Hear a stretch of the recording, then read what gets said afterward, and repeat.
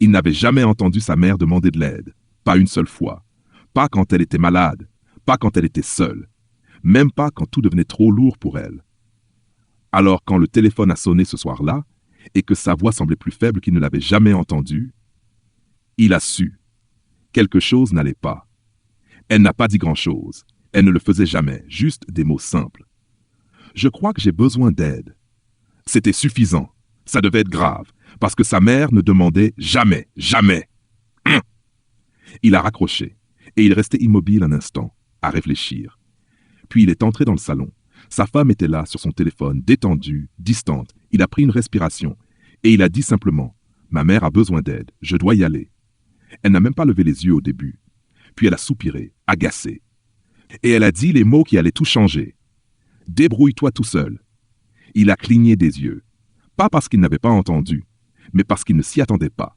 Pas ici, pas venant d'elle. Elle a 82 ans, dit-il doucement. Elle est seule. Un autre soupir, plus fort, plus froid.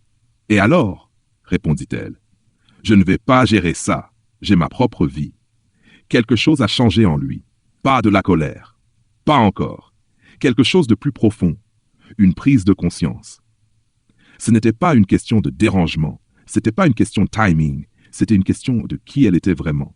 Et à cet instant, il l'a vu clairement. Le lendemain matin, il a préparé un sac.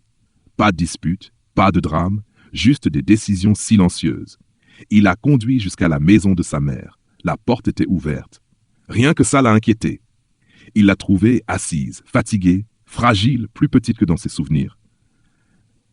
Mais quand elle l'a vue, elle a souri, comme si tout allait bien, comme si elle ne souffrait pas, comme si elle ne voulait pas déranger. « Je vais bien », dit-elle. Il a hoché la tête, mais il savait. Il est resté. Il a cuisiné. Il a nettoyé. Il l'a aidé à marcher. Il l'a écouté.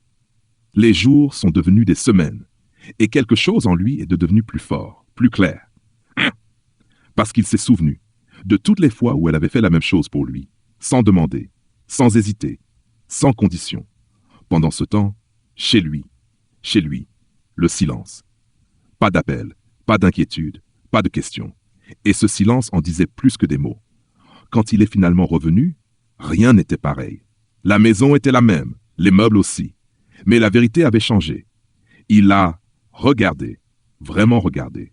Et il a compris quelque chose qu'il refusait de voir avant.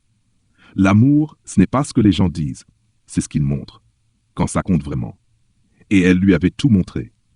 Alors il a pris une décision, silencieuse, définitive. Parce que la loyauté n'est pas compliquée.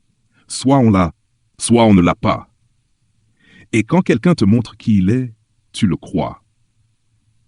Dis-moi quelque chose dans les commentaires. Qu'aurais-tu fait? Parce que ces moments ne testent pas seulement les relations, ils les révèlent. Abonne-toi pour plus d'histoires. La prochaine sera encore plus intense.